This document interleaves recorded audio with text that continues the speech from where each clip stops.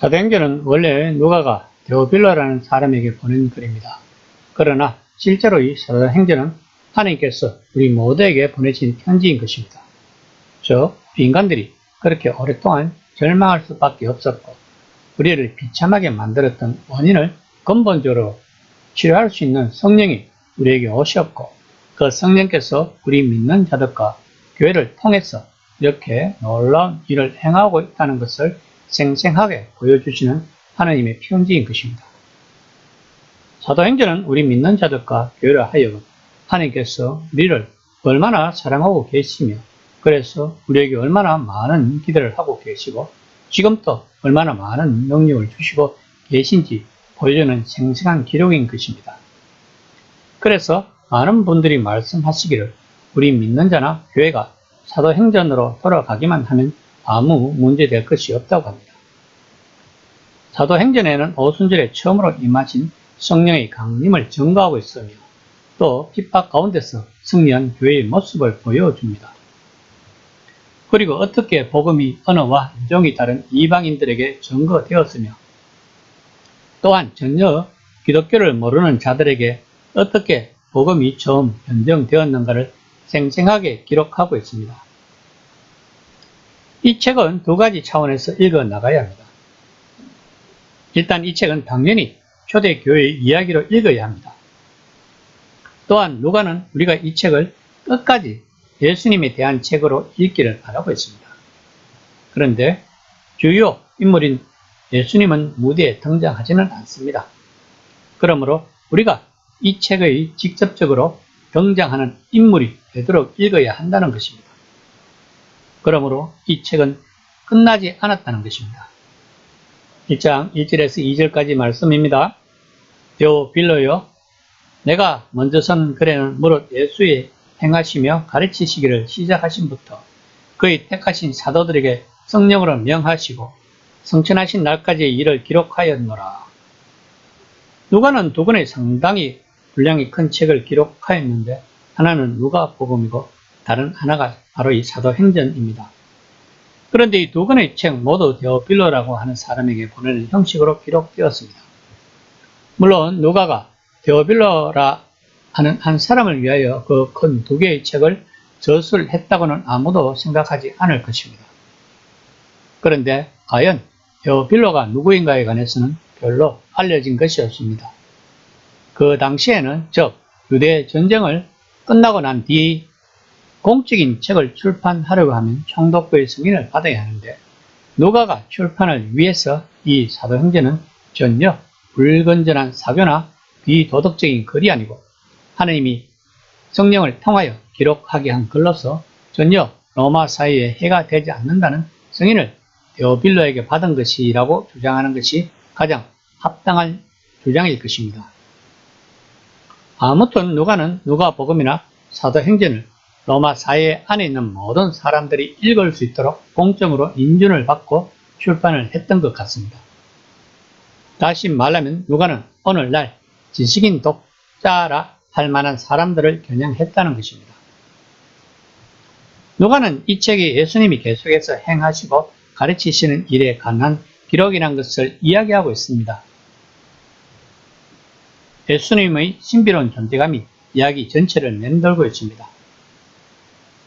예수님의 존재가 점점 희미해지는 기억으로서가 아니라 살아있고 강력한 실제인 왕이자 주로 선포되며 알고 사랑하고 순종하고 따를 수 있는 존재, 또한 현실에서 계속해서 행동하시는 존재로 소개가 되고 있습니다. 그러므로 이 책은 사도행전보다는 예수행전2로 생각해야 합니다. 3절 말씀입니다. 그가 고난받으신 후에 또한 그들에게 확실한 증거로 친히 살아계심을 나타내사 40일 동안 그들에게 보이시며 하나님 나라의 일을 말씀하시니라. 누가는 이 책은 예수님의 부활에 기초하고 있다고 이야기를 하고 있습니다. 예수님의 변화된 몸은 이제 하나님의 새 창조의 시작입니다. 그러므로 부활 자체의 요점은 그것 없이는 복음도 없고 예수님이 왕으로서의 행적과 가르침도 없다는 것입니다.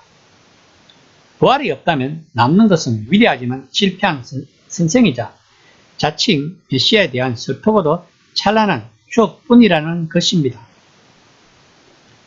1장 4절에서 5절까지 말씀입니다.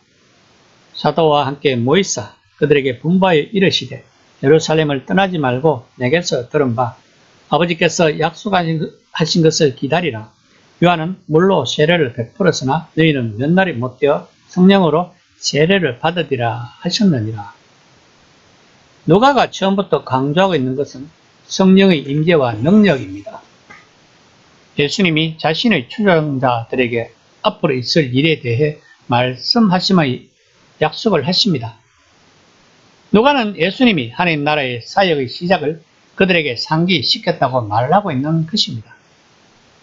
이는 세례 요한이 온 이스라엘을 회개와 갱신의 세례로 부르던 그때와 같지만 이번에는 훨씬 더 분명할 것이라고 예수님은 말씀하십니다. 즉 물에 푹 빠지는 대신 성령에 푹 빠지게 될 것이라는 것입니다. 누가가 말하는 것은 하나님이 그들이 왕이 되시고 이스라엘이 재건되는 갱신이 아니라 인류가 재건되는 갱신을 경험할 것이며 하나님은 온 세상의 왕이 되신다는 것을 경축하면서 그리고 그것을 우리가 직접 체험하는 것이 바로 사도행전의 영성과 신학의 핵심이라는 것입니다. 예수님은 자신의 추종자들에게 무엇을 하려고 하기 전에 이 일이 일어나기를 기다리려고 하셨습니다. 즉 성령 세례입니다. 이는 굉장히 중요한 말씀입니다. 오늘날에도 사람들은 하나님을 앞서 나가는 경우가 많습니다. 예수님에 대해 그리고 하나님 나라에 대해 조금만 알면 이들은 마치 모든 것을 다 아는 것처럼 마구 행동을 하고 있는 현실입니다. 그러나 누가는 기다리라고 합니다. 성령의 임재와 능력을 얻고자 기도하고 그리고 그 힘으로써 우리의 소명과 에너지를 찾으라고 말하고 있는 것입니다. 즉 하나님 나라의 일은 성령의 임재와 능력으로 하는 것이지 우리들의 힘이나 능력으로 하는 것이 아니라는 것입니다.